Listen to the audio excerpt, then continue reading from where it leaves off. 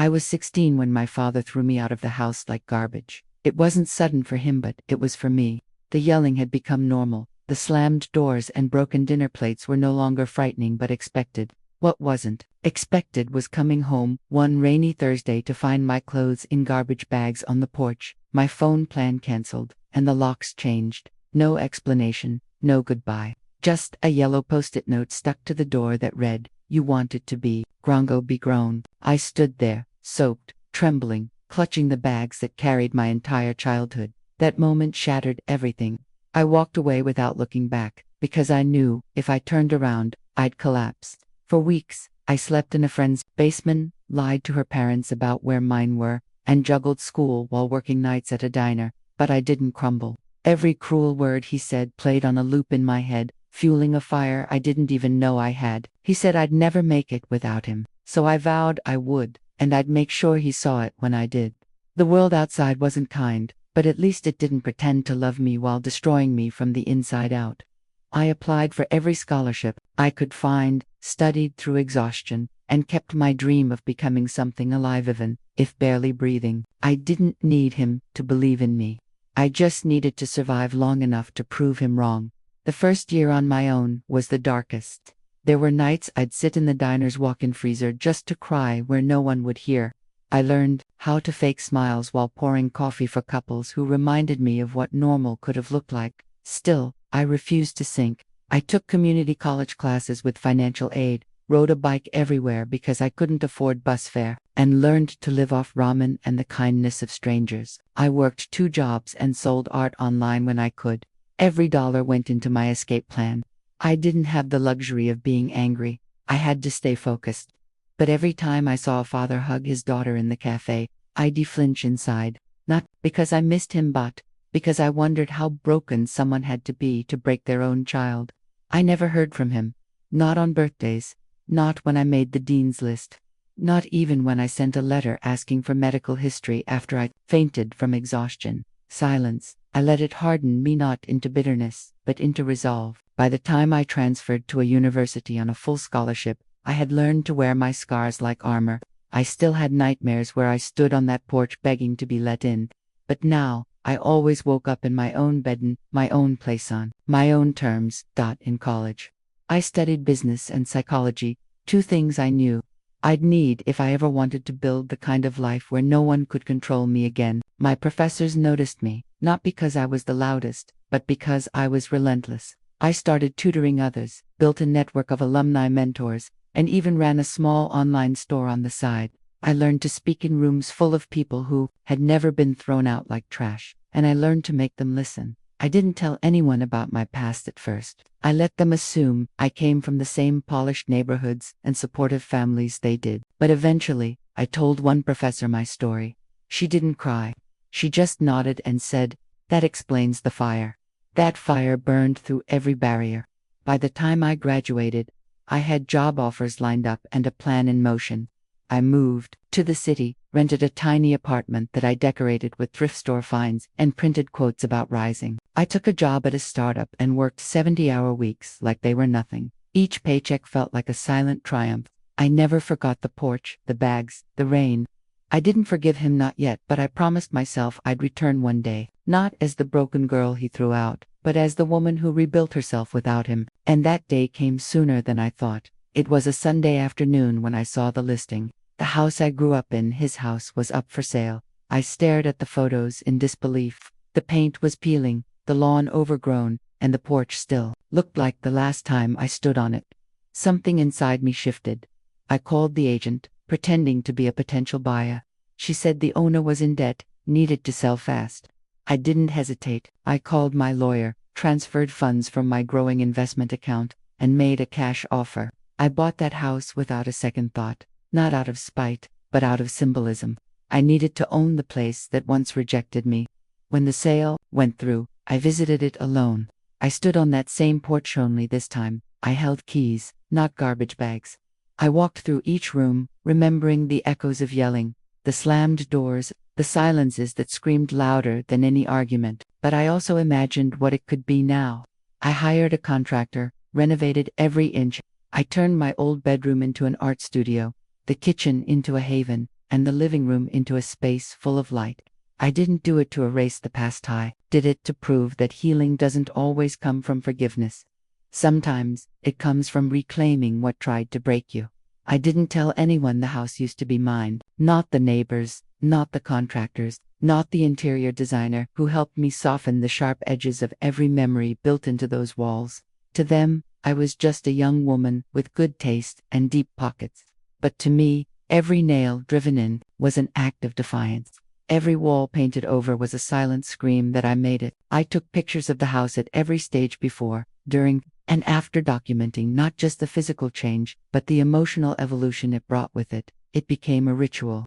I'd sit in my newly furnished kitchen at night, sipping tea, looking out the same window where I once saw my father leave in his truck after locking me out. I thought I'd feel triumphant, and I did. But it was complicated. The more I built, the more I realized I wasn't just taking something back. I was building something he never had the courage to give me: stability, love, peace. I hosted dinners, invited friends, filled the rooms with laughter. I even adopted a dog and let her sleep on the very bed where I used to cry myself to sleep. The house didn't feel haunted anymore. It felt healed. But there was still one thing left: him. I hadn't spoken to my father in nearly a decade. He didn't know who I became. He didn't know what I owned, what I built, or who I loved. But he was about to. It was a cold December morning when the knock came. I knew it would happen eventually. Word had gotten around town that the old Johnson house had a new owner. I hadn't changed my name, but I never confirmed it to anyone. Who asked? When I opened the door and saw his face, older and thinner, but unmistakably him, I didn't flinch.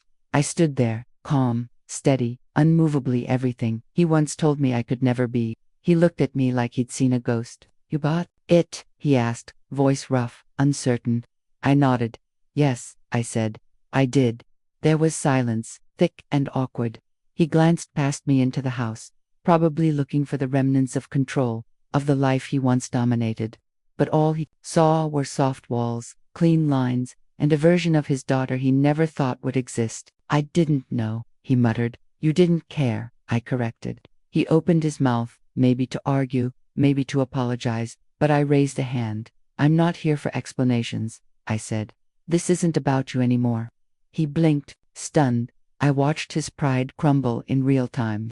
I invited him in not to reconnect, but to show him. I led him room to room, telling stories he didn't recognize, introducing him to a life he had no part in. He didn't say much. He just looked around like a man lost in someone else's dream. And in a way, he was. After he left, I sat in the living room for a long time. The silence was different now. It didn't echo with pain or fear. It hummed with power. For years, I thought closure would come from him admitting he was wrong, from hearing the words "I'm sorry" fall from his lips. But I realized that wasn't true. Closure came from standing where I once stood, only taller, stronger, and in control. It came from rewriting every chapter he tried to end too early. I didn't cry after he left. I didn't rage. I just felt done, like a book finally closed on the right page. The life I built wasn't perfect. I still carried shadows. I still had moments where I questioned my worth. But now, I had something no one could take: proof. Proof that I wasn't trash, that I was never the problem, that I was more than what he tried to reduce me to. I started speaking publicly about my story, sharing it with young women who felt voiceless. I launched a foundation for youth forced out of their homes, offering them shelter, education, and hope. Every time I told my story, I reclaimed a little more of myself. I watched girls look at me and see possibility. And in their eyes, I saw who I used to be and who I'd fought to become. Years passed, and the house remained mine. It grew into more than a symbol. It became a sanctuary, a space where broken things were mended, and broken people found rest. I hosted retreats for survivors, held workshops, painted murals with messages like "You are not disposable and he doesn't get the final say." The town that once whispered about the girl thrown out now celebrated her resilience. I received letters from strangers, women who said they left because they saw my story. One day, a girl showed up at my door with a backpack and tear-streaked cheeks. She said, "I didn't know where else to go." I let her in. I gave her what I never got a chance. That's when I understood the full circle. The house wasn't just for me anymore. It was for all of us who had been tossed aside, labeled too difficult, too emotional, too much. I didn't just come back for it all. I came back to give it away, to build something that outlasted my pain. My father faded into the background after that. I heard he moved away. I didn't chase him. I didn't need to. I had already won. Now, when I walk through that house, I don't see the girl with the garbage bags. I see the woman with the vision, the one who took ashes and built a cathedral, the one who didn't just heal, but transformed. Every corner of that house tells a story not of tragedy, but of reclamation. The walls whisper, "You are enough." The floors echo, "You made it." And the mirror, it reflects someone my father could never have imagined. I sometimes wonder if he regrets it, not losing the house, but losing me. Maybe, maybe not. But that's the thing about people who discard others. They don't understand worth until it's too late. I don't need his regret. I have my own reflection, my own empire, and a legacy that he can't rewrite. I built this life, brick by brick, tier by tier, and no one gets to take credit for it but me. People ask me why I never sold the house, why I didn't move on. I tell them I did move on, I just didn't move out. Because sometimes, healing looks like staying right where they left you and growing so big, they wouldn't recognize the place if they tried. Sometimes I sit on that same porch where he left me all those years ago. Now completely wood, soft lights, a swing that creaks gently in the wind, and I think about that girl who stood there in the rain. She didn't know what was coming. She didn't know that pain would become fuel, that silence would become her classroom, that rejection would become her reason to rise. I want to go back and tell her, "You won't just survive, you'll build a life so strong that one day, the world will have no choice but to respect it." But maybe she wouldn't believe me. Maybe she would just hold tighter to those trash bags and try not to cry. But I believe in her now. I believe in every girl who's ever been thrown away. I believe in the quiet rage that becomes purpose, the small wins that turn into empires, and the way broken people can stitch themselves back together with gold thread. I look at my porch and see a throne. I look at the pathway and see a red carpet laid for no one but me. I wasn't just thrown, a why was launched. He didn't know that by closing that door, he was opening every other one. And that thought makes me smile, not with bitterness, but with power. The kind of power that doesn't scream, but stands. The day I was invited to speak at a national conference about youth resilience, I wore the same colored dress I had on the day I was kicked out, not as a memory, but as a reclaiming. I stood on stage in front of thousands, the spotlight warm on my skin, and I told them everything, not to shame him, not to seek pity, but to spark fire in someone else's heart. I talked about being discarded, about eating saltines for dinner, about working 3 jobs while pretending I was okay. And then I talked about rising. I shared how I built a 6-figure business, bought the home I was kicked out of, and turned it into a refuge for others. When I finished, the room was silent. Then came the standing ovation. People cried, but I didn't. I was past tears. I was walking proof. After that, the offers poured in: book deals, interviews, donations to my nonprofit. But none of it compared to the letter I received a week later. It was from a girl named Eliza. She wrote, "I was going to end it tonight. But then I saw your video, and now I think maybe I'm not garbage either." I held that letter to my chest and wept. Not for me, for the girl on the porch, for Eliza, for every one of us who was told we weren't worth staying for. I started building more than houses. I began purchasing abandoned properties in the same neighborhoods where pain lived, and I turned them into sanctuaries. I hired women who had been kicked out, who were recovering, who had no one else to believe in them.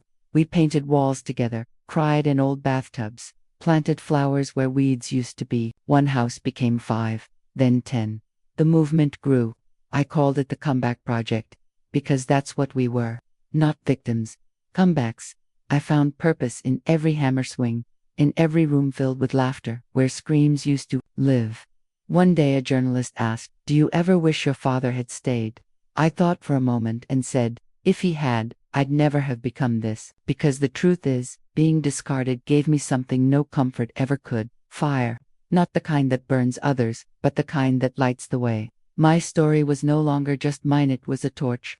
And I wasn't carrying it alone anymore. Then came the day I saw him again, not at my house this time, but at a community event I was speaking at. He sat in the back, head low, face unreadable. I saw him. He knew I did, but I didn't acknowledge him. I didn't need to. After the event, I was surrounded by people thanking me, asking for photos, sharing pieces of their own broken roads. Out of the corner of my eye, I saw him stand and walk out. That was all I needed. No confrontation, no apology. Just the sight of him walking away from the light I had built, still unable to reach it. I never heard from him again, and that was okay. Because I had already closed that chapter with a full stop, not a comma. My life no longer paused for people who couldn't love me correctly, and if I ever saw him again, I'd still wish him peace, but I'd never wish myself back into his version of love. I had rewritten that word, too. Love, for me, now meant safe. It meant chosen, it meant earned, and I was finally living in it fully. Years later, I hosted a retreat at the original house for survivors of family abandonment. They came from across the country, some with backpacks, others with babies, all with invisible wounds. We laughed, we cried, we danced barefoot in the yard. And that night, as we sat around a fire pit in what used to be my backyard, I told them something I had never said out loud. I used to think being thrown out meant I had no worth, I said, but now I know it just means I didn't belong in that version of life. I wasn't trash, I was treasure he couldn't carry. They nodded, they understood. One by one, they shared their own versions of exile. And one by one, we reclaimed them. We wrote new names for ourselves on riverstones, names like Worthy, Unbreakable, Builder, Chosen. We placed them around the garden, symbols of stories rewritten. That house was no longer the scene of my rejection, it was the birthplace of our restoration. And now, when people ask who I am, I smile and say, I'm someone who was once thrown away on, came back for it all, not just the house, not just the money, but the power, the peace, the purpose. I came back for every girl like me who thought they were nothing, for every teen who stood on a porch waiting for a parent who never came. I came back to prove that being thrown out doesn't mean the end. Sometimes, it's the beginning. I came back with keys in my hand, a crown on my head, and a tribe at my side. I came back and built something sacred, and I will keep building because my story isn't a tragedy, it's a blueprint, a map for anyone who's ever been told they're too much, too wild, too difficult. I am here to say, you are not trash, you are a force. And just like me, you can come back not just for revenge, but for redemption, for truth, for glory, for it all.